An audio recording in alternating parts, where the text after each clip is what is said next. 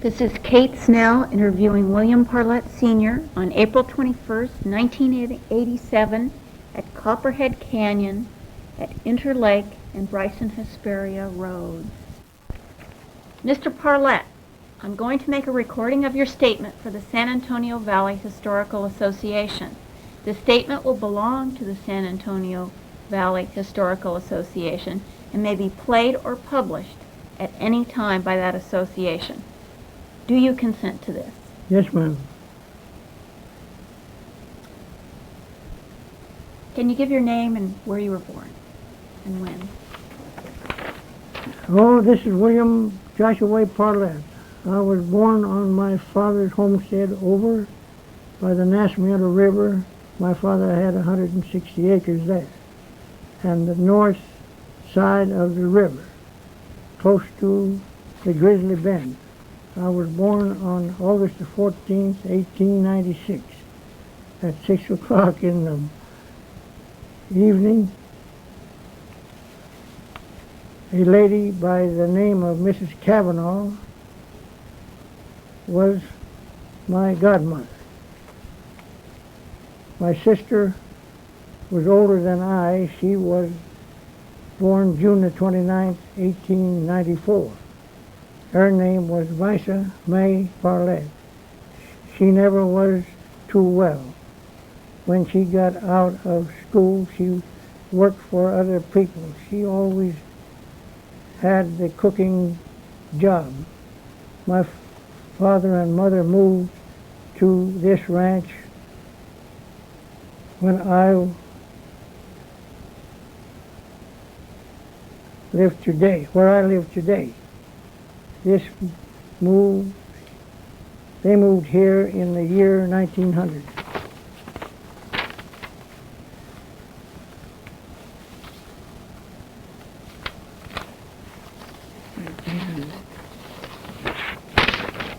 They came here to take care of my mother's mother and father.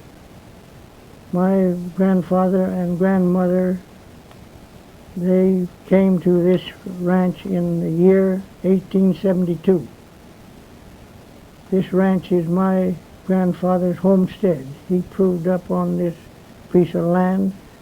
My grandfather was born in Canada the year of 1821. The lady he married was born 15 miles out of London, England. She came to Canada. She was 15 years old. I don't know the year they were married, but they had 12 children. All children were born before they reached this place, where I live. My mother was the last child. They came here when she was 4 years old. 3 of the children died before they got here. They brought 9 children here with them to live. We were in Sacramento one time, and we were going out of Sacramento. We crossed the bridge. My mother showed me the place where they camped for 2 weeks when they were on the way down here. They were traveling with horse and wagon. I had a brother. He was born the year 1901 in the month of September, 30 September. On this ranch he lived here and went to school, and as soon as he was old enough, he had a horse, and he liked horses, dogs, and cattle. As soon as he was 21 years old, he had a Ford car. He and one of my cousins went over to the San Simeon, to the Hearst Ranch, and they asked for a job. They got their job. My brother came back and got his horses. He had 3 by that time.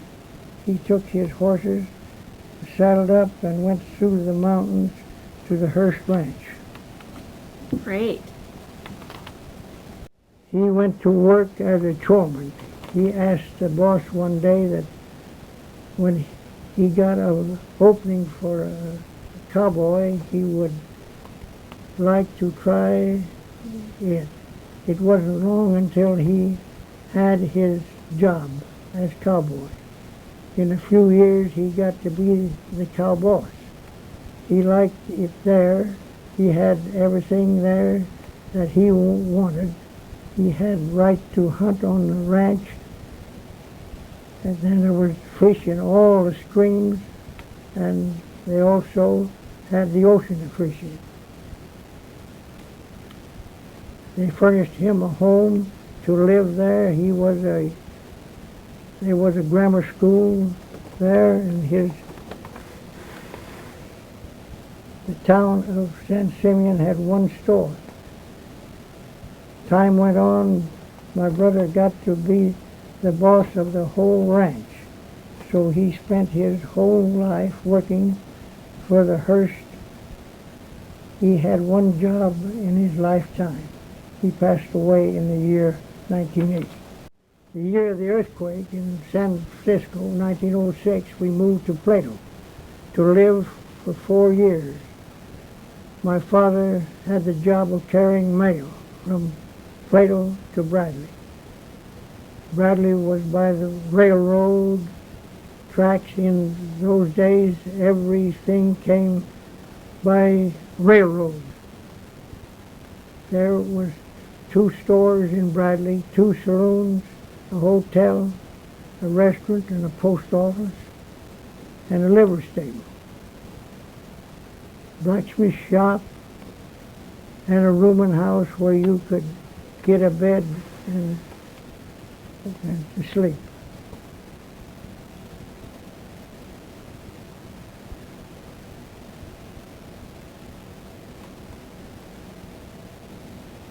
How many people lived in Plato? Plato? Then? Oh, we were only about a dozen. Yeah.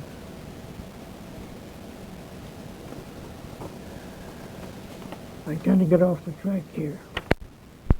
Also, there was a schoolhouse, a large dance hall, and a big warehouse where the farmers hauled their grain from the harvester.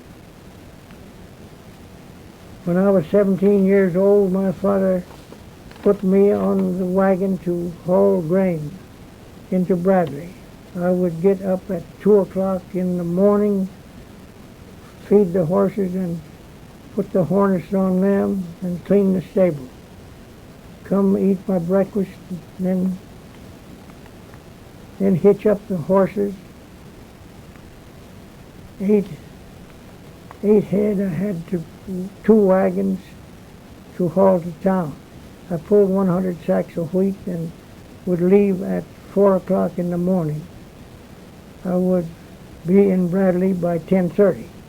Unload the wagon, put my team up and feed them. Then I would leave town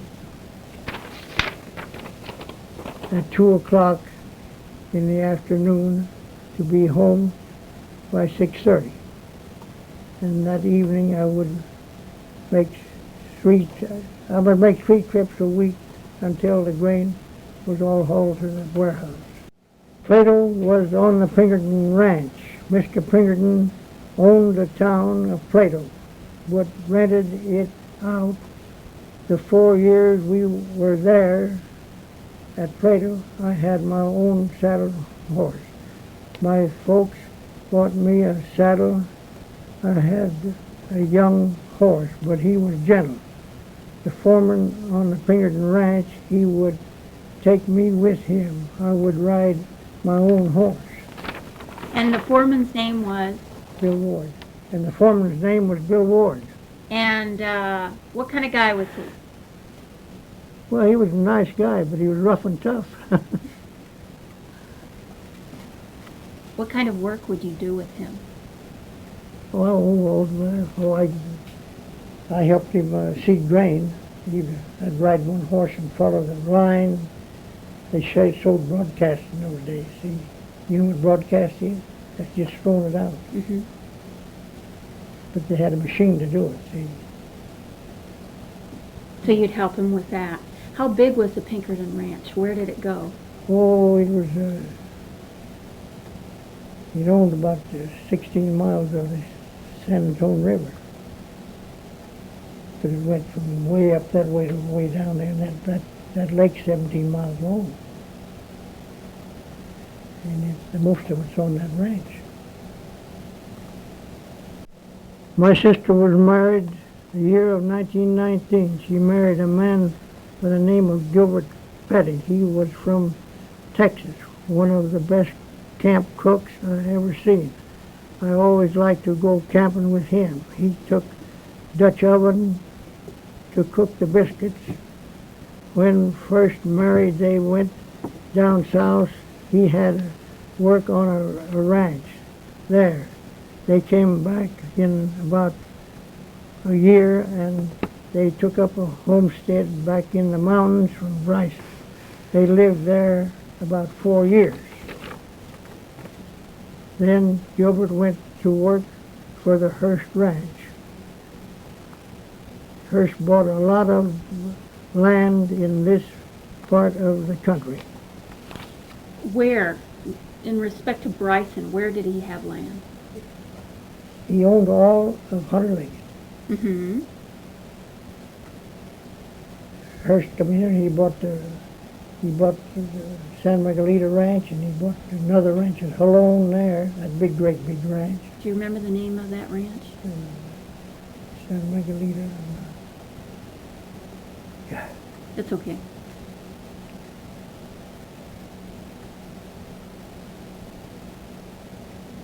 There's another one down this way, he bought two. He bought 3 big ranches. But here in Bryson, Hesperia, he didn't own any land. Not here, no. But he'd come over there to Bryson. He'd come over the hill where he could see Bryson Valley. You know, he went clear to the coast. He could come through there and come over here on his own land.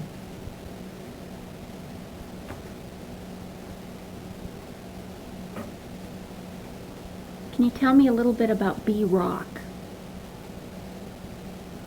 in the old days? Yeah. B-Rock right there, that was nothing but the dance hall, and that's where everybody gathered to dance, you see. Where the store is now? Yeah, that's a dance hall store. I think there was two dance halls burnt down there. And they burnt down. Did people from Bryson, Hesperia, and all over go Oh, to yeah, B Rock? all around. They came from way back the other way, across the Nasmata River. They'd come over there. I knew some people would come and bring their bed for the children and put them to bed, and then they'd dance. Who played? Who were the musicians? Do you remember?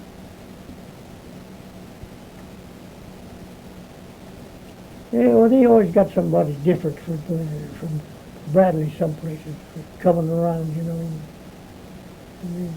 Well, they'd have to get somebody out of Paso Robles, too, to play. I don't know the names of that. Oh. Was Bradley a big town then? Well, Bradley was, well, it had two stores. It had 2 saloons. And it had a blacksmith shop, the livery stable. And there was a restaurant there, and then this rooming house, like I told you. And a dance hall.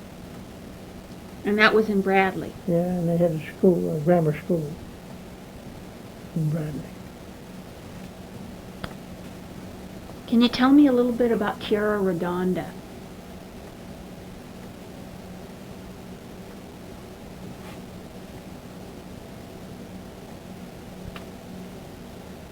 Well, I don't know too much about that, only it's just a mountain there, you know. Did someone own it? Was it on a Oh, ranch or? Lynch owned it. Lynch. I don't know what year old man Lynch came here, but he came here in the way in the early days. 1800s. Oh yeah, way back. I don't know, it was 60 or. Mr. Corner, Alec Corner, he come right out here to this ranch. he was in the Civil War. And he come right here after the Civil War. And that was around about 1860 when he come here. And moved.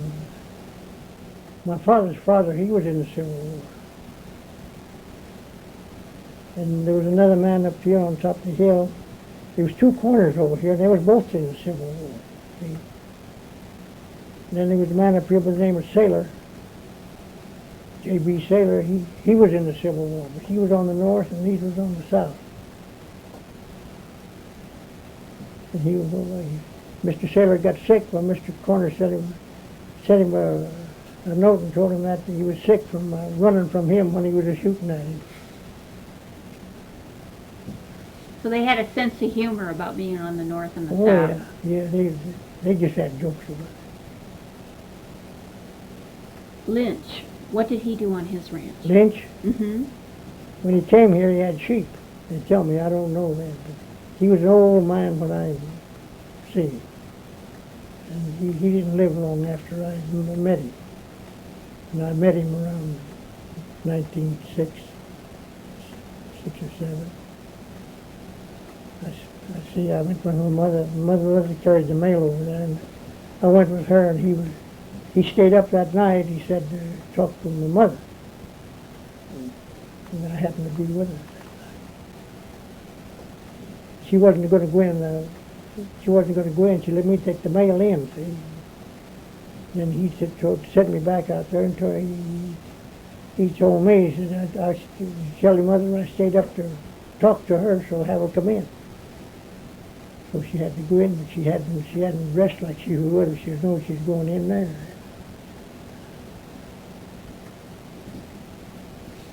Did he put the flagpole on top of Tierra Redonda? Yeah, he had it put up there, yeah. Yeah, it's been up there. I don't know what year they've been. When he come here, he always put it up every 4th of July, put the flag up. But the pole stayed there. Did you see a pole up there now? I haven't gotten the binoculars out. No. You already see it without the binoculars. I can see Tierra Redonda, but I can't see the pole with the naked eye. Maybe it's filled now. It was a land like this. The old one. Yeah. And I talked to a man that married one of the Lynch girls. And he said the girls went up there and put up a new pole, but that's the one that's fallen down. See? But it would just get caught in a rock somewhere, and you could see it laying this way, not leaning. See? I think it's still there.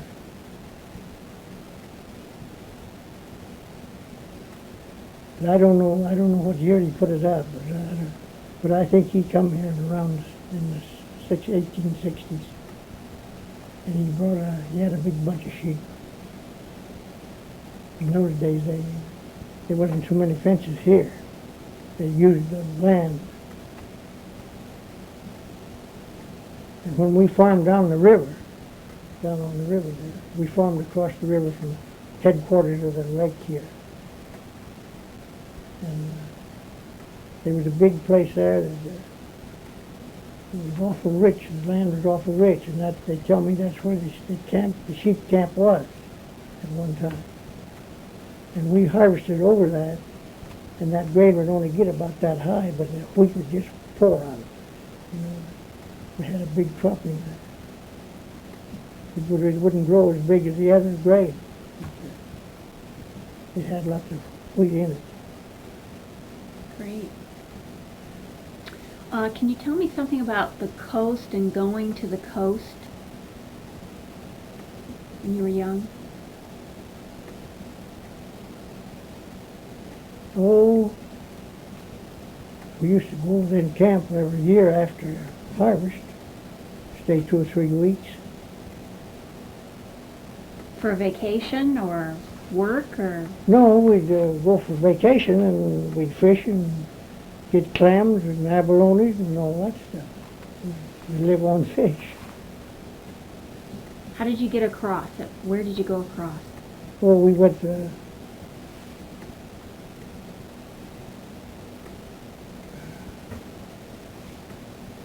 In those days, they had a road from the old B-Rock Hall right back. You go down across the Nasmilla River and go on up.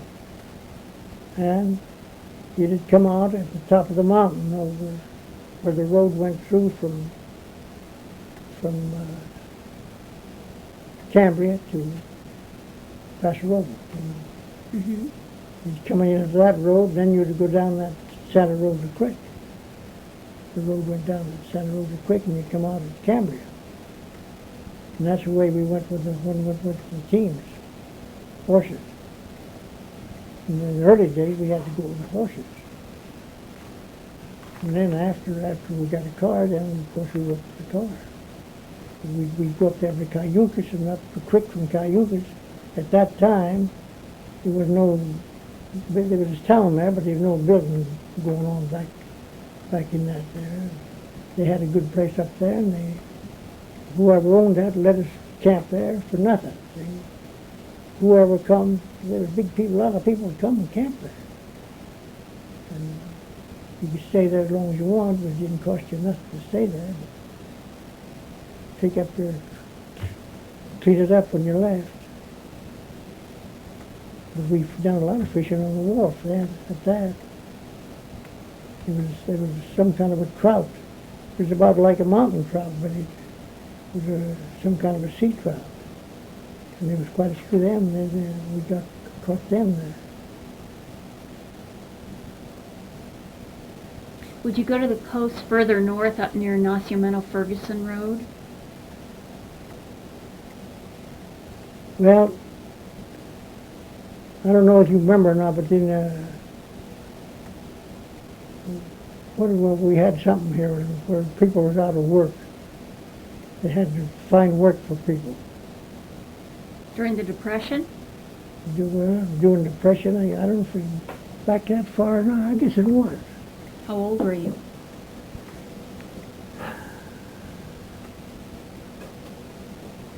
Well,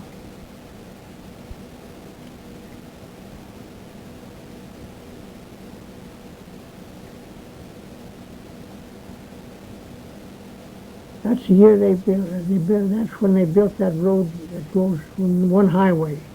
They started that to go up the coast from. Well, it would be the other side of San Simeon from Cambria. It's Cambria and then San Simeon. And they built that road, and then later on they built the road from Alone over to the coast, where you come out at Mill Creek. Before the road was built, would you ever go to that part of the coast? No, we couldn't unless you went horseback, see. Because all them people up in there, they come out of there horseback.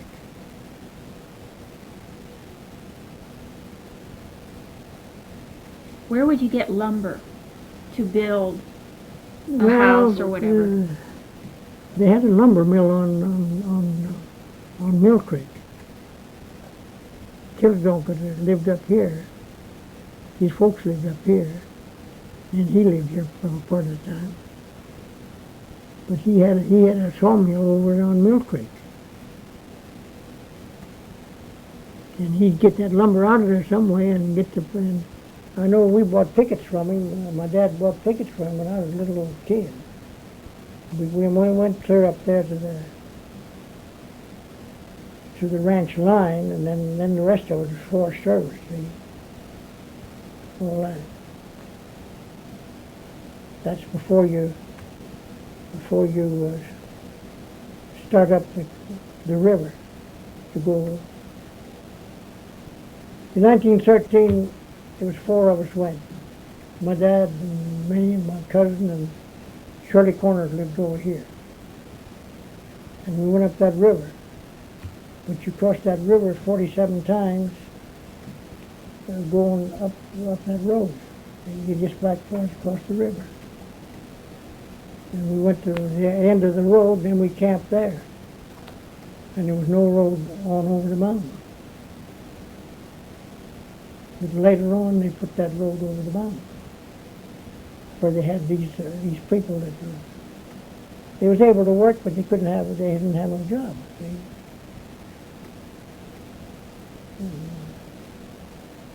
They put them kind of people to work.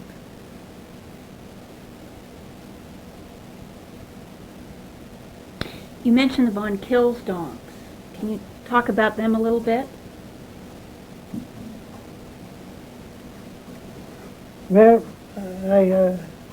I just can barely remember them, you know. They left here when I was a small child. But I can remember them. They owned this flat up here where the houses are, you know.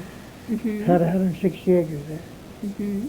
And they had that in the grain, and they had an old machine they called a stripper that took the heads off of the wheat. They'd have to haul them in then and put them in a round circle, and then they'd drive a team of horses and a light wagon over it, round and around and around and around and around. And then they'd have to clean all that up and put it through a fanning mill to get the wheat in the sack.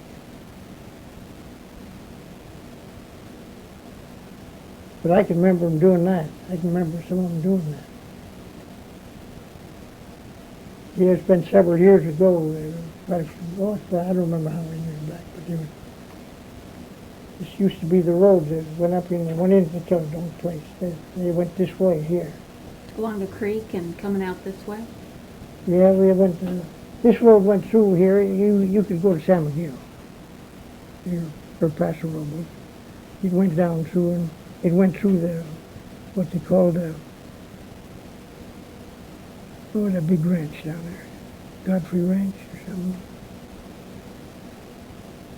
I didn't know the ranch. But when the army came in here and they took that over, then they shut that off. See, we had to go around. The army shut the road. Shut it off, yeah. They wouldn't let us go through that. But they come clear up to the road over here now where you go through. The army there. They own that. That big ranch.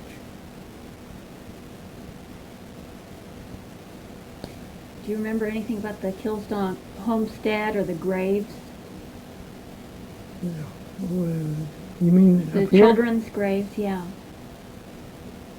Oh, they told me all I know is that they told me they died there, and they just took them out away from the house and buried them. That's all I ever got about that. But in that time, I don't know what, they had some kind of a disease that affected all people. And mostly there was young children, 2 or 3, 4 years old, you know.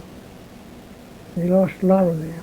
That's where my grandfather and grandmother lost them children they had, was doing that. So there's an epidemic through here. Epidemic, yeah. Can you tell me anything about Bill Adams?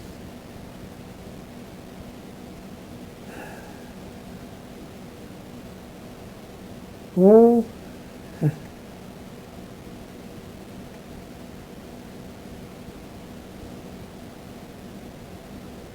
when I first knew Bill Adams, he lived on that ranch where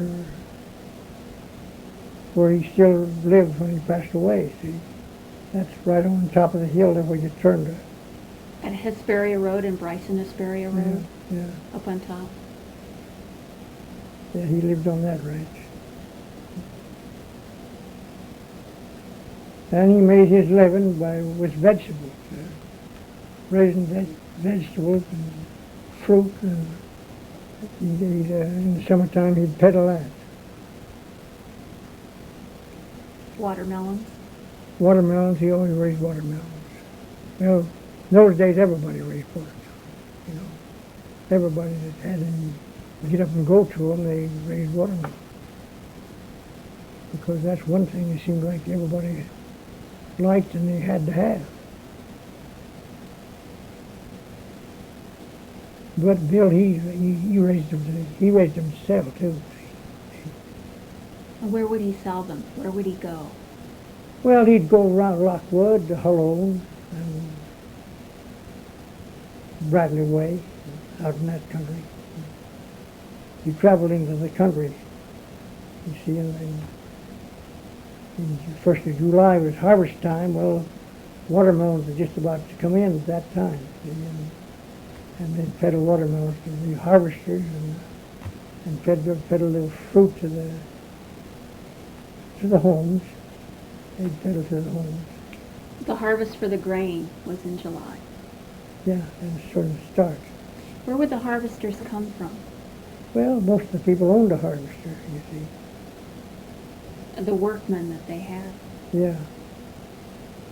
My dad, when I was little, he would always go and work out through the harvest. But he always drove the team. He always got the job of driver.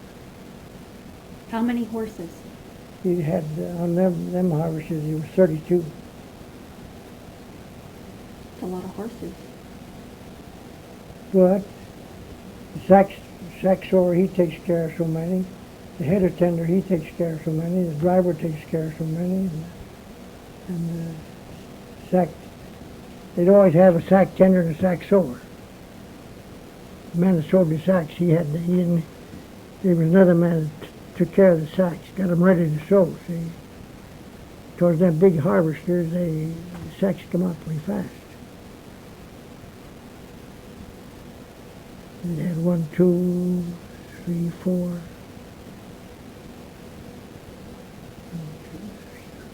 Anyway, 4 men there. The man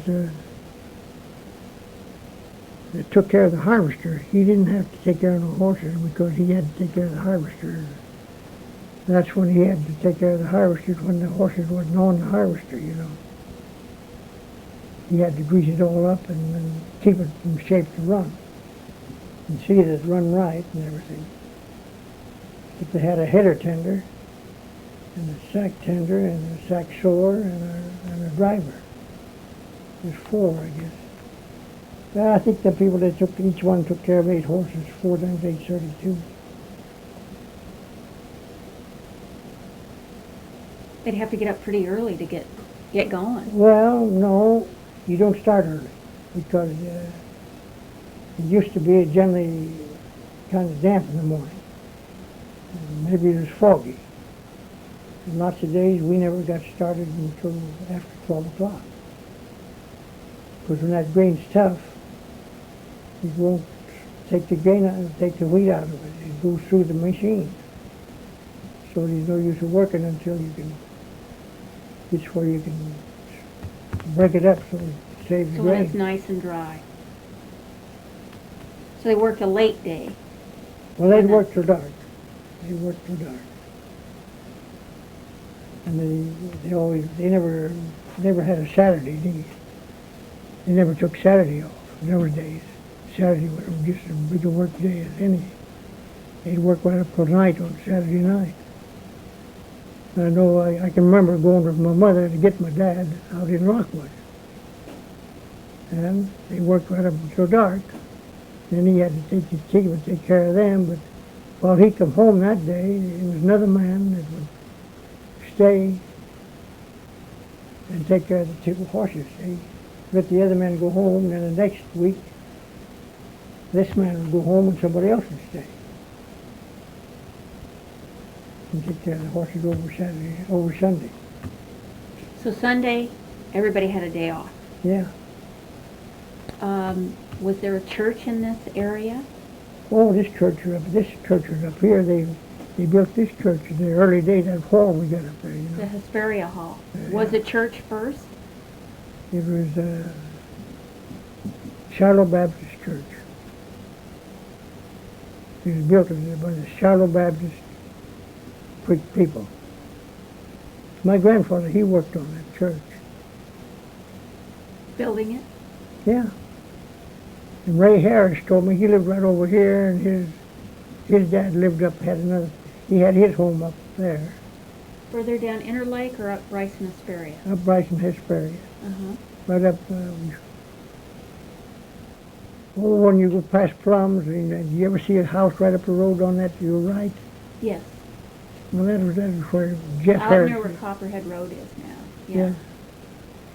And that's where the Harrises live. That's where the Harrises lived, one of them. And George Harris, he had the store in Plato at that time. And Sam Harris, he was up here, this side of Wilmer's, this side of the 2Bs there, Mm-hmm. where them houses was. Sam Harris lived there. And that's where he raised his family. Tom Harris, he lived on out to the end of the road. He was the blind man. He lived out there. John Harris, he lived down where the Smith girl woman lives there now. She's got a little boy. Oh, way out Bryson way. Go to Bryson and go up. Go up near the river there. Yeah. That was John Harris. He lived there.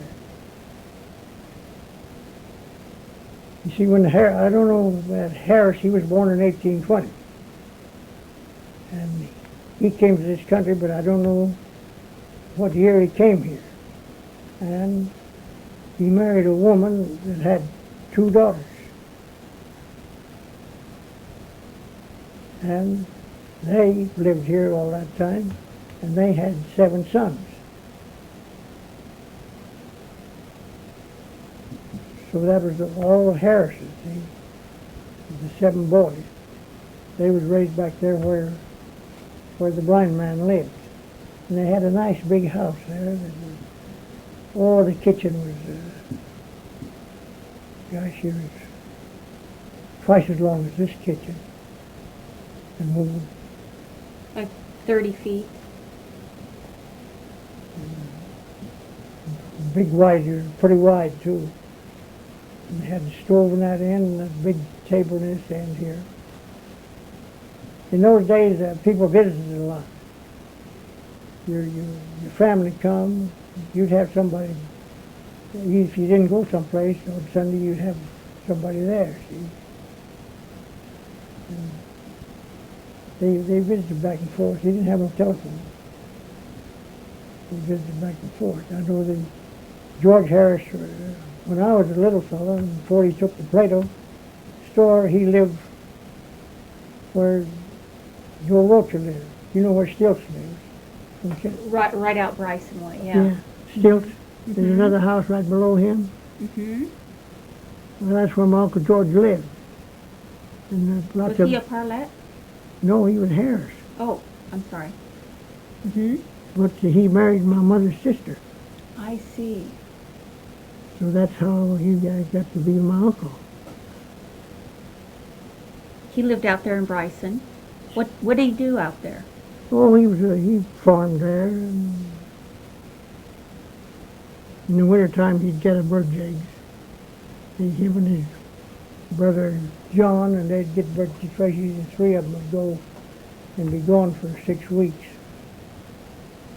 They would gather eagle's eggs, hawk's eggs, and different kind of eggs. And I never know what they found out what they done with them, but they never kept them. But they must have sold them.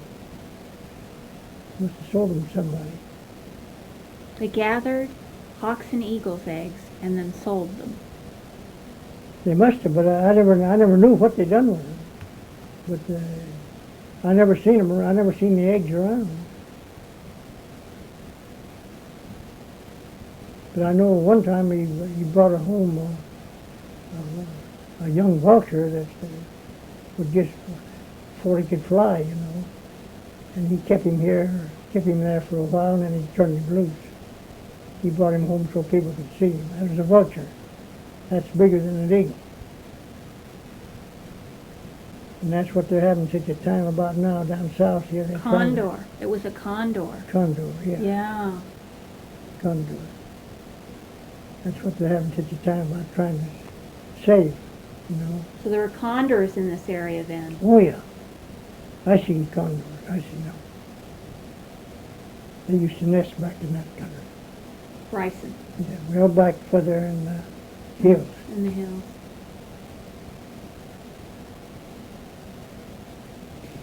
So what did the other Harrises do in this country? He had the ranch, the cattle, and he'd thrash a little grain.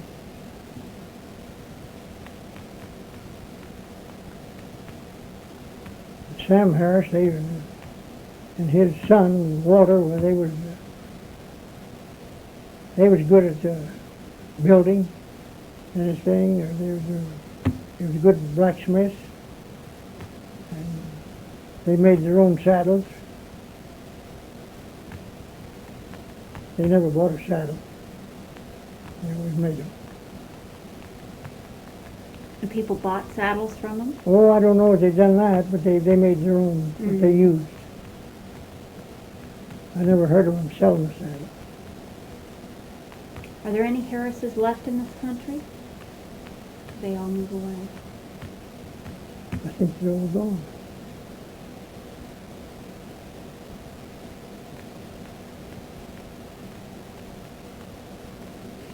How about this adobe house next to you?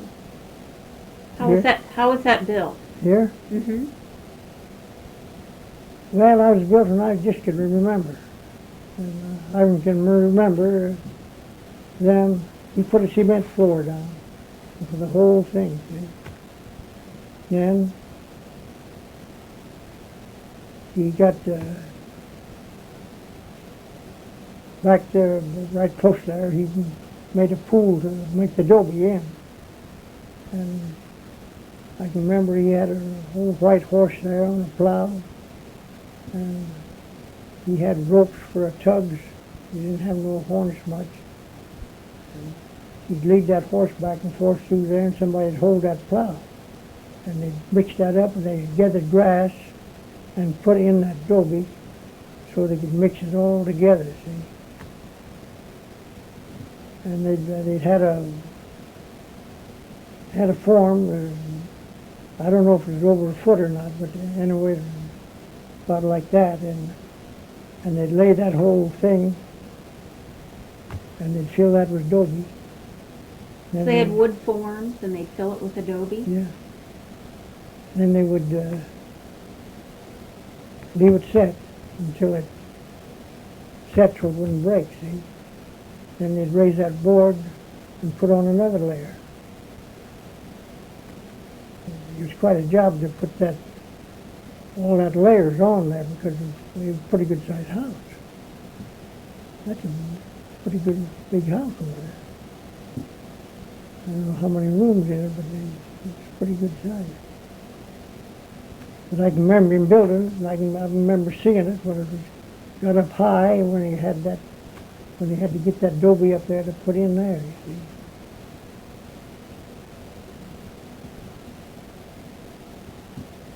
Then they put the boards on top of that adobe and put the top on. That steep roof. Yeah, That was when you were a child? yeah. I just can remember it. I can just remember working that horse and seeing that plow. And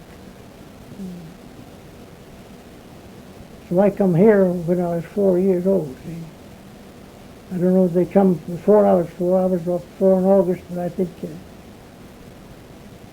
well, they may have come before August. Yeah, I might have only been 3 when I come here. But I come the year that I was 4. I don't remember what month, whether they come before August or during August or after August. Do you remember the name of the people who lived there? Yeah, Mr. and Mrs. Moore. And what did they do? Mr. Moore was a preacher. He used to preach up at this hall. He was a Baptist preacher. Yeah. And he'd go other places if they wanted him to preach. I remember they had a schoolhouse down here below where the cemetery is. The Plato Cemetery? Yeah. Mm-hmm. Right around the turn there was a Pinkerton school. Mr. Pinkerton built that school for the people, see. I remember him going down there and preaching at night, Mr. Moore. We'd go down and listen to him. But he had that nice land up there on top. Mm-hmm. And he had I don't know how many acres of blackberries. He had a big lot of blackberries. And he cultivated them and took care of them. And kept them so they produced good, you know. And he had a big orchard, peach orchard and apple orchard, and he had grapevines. And he sold all that stuff. He had the neighbors, when the blackberries were ready, anybody that would pick berries, he'd have them come and pick berries in the mornings when it's cool. I've gone up there and picked berries. Take a big box, you know, and you take it full, and then you got paid so much a box. You did that when you were a child? Yeah. Well, young sport, they said.